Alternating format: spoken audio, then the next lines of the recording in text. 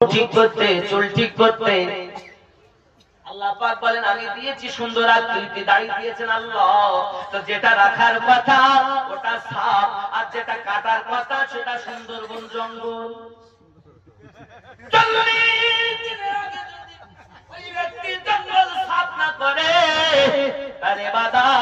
সঠিক হবে না রে বাবা।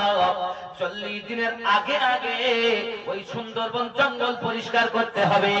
যেটা রাখার কথা সেটা আপনি কেটে সাফ করেছেন, আর বারবার বারবার যদি দাড়িতে খুর টানা হয় তোমার যৌন শক্তি কমে যাবে, তোমার বউ তোমাকে ফেলে দেওরের সঙ্গে পালাবে।